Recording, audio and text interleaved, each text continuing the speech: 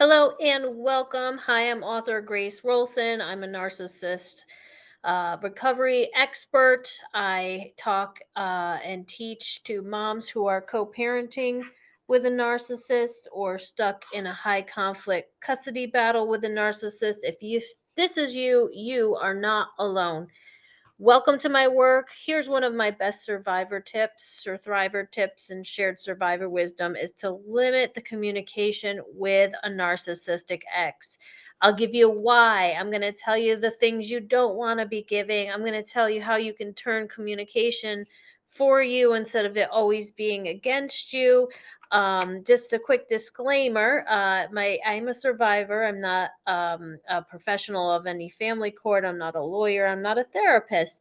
I'm here to educate, encourage, empower moms. My background is loving and leaving an alcoholic, and then fighting in family court for 12 years. This is not direct advice. I can't give you direct advice from this one video. You won't want to take one tip and run with it. You want to go and watch, my hundreds of videos and gain the wisdom that I share openly and freely on this channel. So take what you like, what's helpful, leave the rest. I have 6 books for moms. And here they are in order: from co-parenting with a narcissist, 7 self-rules to stay sane, all the way through how to fight a narcissist in family court, tame the narcissist, to wisdom for ending the co-parenting war and custody battle with a narcissist. So all of these books are on Amazon. Support me as a self-published author. I appreciate any and all support. I say read them 1 through 6. You'll get all the tips, tools, survivor wisdom, strategies, and you can learn, heal, and outgrow the narcissist. So remember to like and subscribe to this channel so you get notifications. Here's a video I made recently: have leverage against a narcissist, what that is, how to create it. And another one called Know the Narcissist. Many moms just don't know how a narcissist thinks, acts, and behaves. They have a lot of typical patterns of behavior. So here's the tip for today: is if you're dealing with a narcissist, you want to limit communication. And I teach this in my first video program for moms. I'll have another whole video session on withholding your cards in your data, your details, your extras, your intel, your info. So if you're texting the narcissist too much, are you messaging them too much? Are you emailing them too much information, paragraph after paragraph? And the narcissist is either tuning you out and ignoring you, which makes you enraged, or using it against you, twisting it and turning it. So I say learn to follow the court order in terms of how it outlines communication. And if in doubt, ask your lawyer how often and when you should be and what you should be. Because you want to safeguard your custody case against any false parental alienation claims, which narcissists tend to use because they feel excluded and left out when really everybody's trying to stay away from their toxic, abusive nature. But there is also a way to use skillful means, and that's what I teach now, to give the information that you want the narcissist to think about, to chew on, to use against you later. It takes really stepping back and a higher perspective rather than being down in the ego battle, arguing over one single point. You got to step back because sometimes skillful means and non resistance and all of those higher level teachings work better than the fight or using lawyers to do the fighting.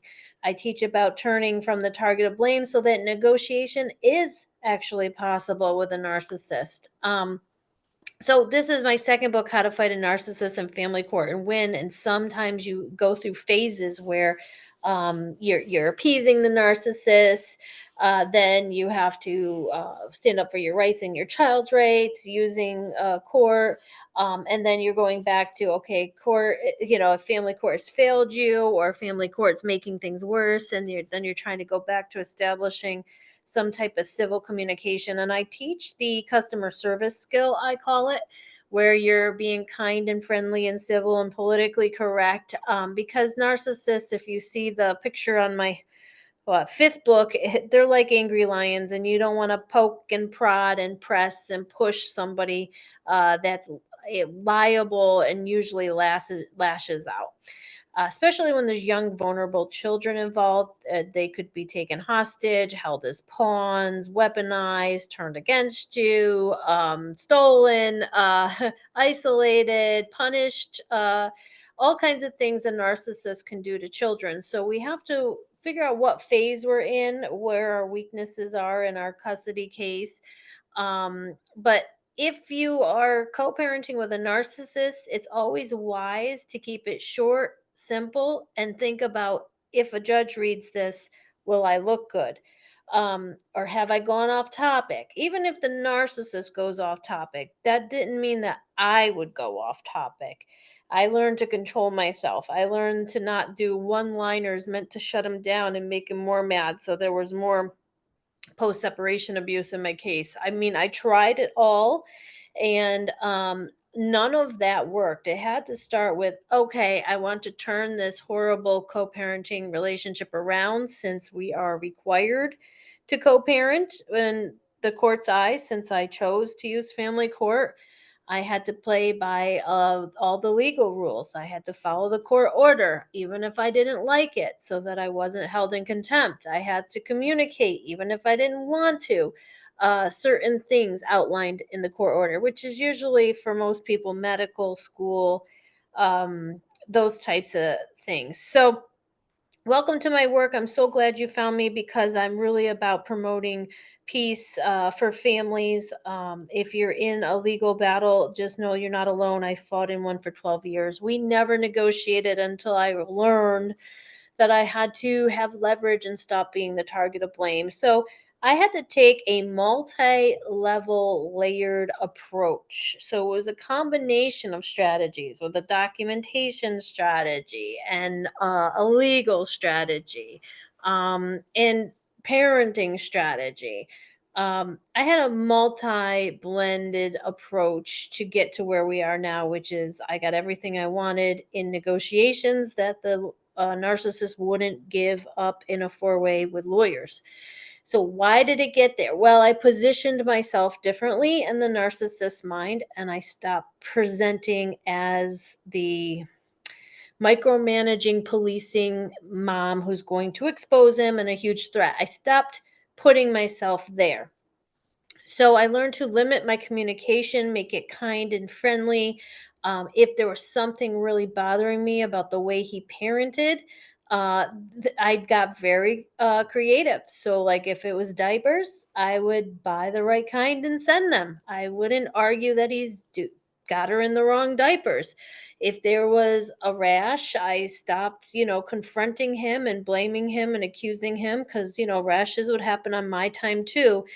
There was a huge shift in my mindset in order to get to where we are today. And it had to begin with me. I didn't want to paint myself as the enemy to destroy in the narcissist's mind by constantly criticizing his parenting. And with a narcissist being selfish, self focused, and lacking empathy, there's a lot to criticize in their ability to parent. But they just, fundamentally don't have certain things available to them in their thinking process, which is if it's narcissistic personality disorder, it's a disorder. I learned to accept it. Learn to accept there will be disorder, there will be a self focus, there will be putting the child in hard positions, maybe even harmful positions, difficult positions, positions that were not for that age and age appropriate.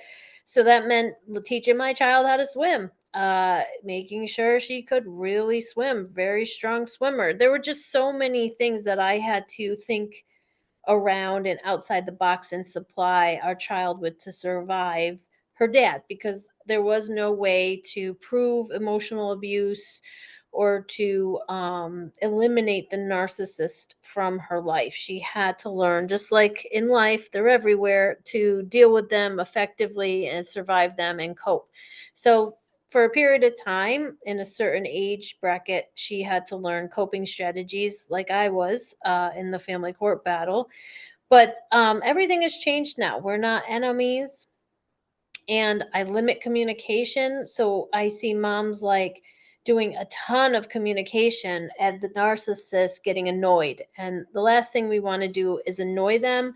One of the last things we want to do is put ourselves as their enemy, by threatening certain things, threatening to expose them. So threats and all of that can make an already paranoid, competitive person, who's nervous and really does take things the wrong way, it can make it worse.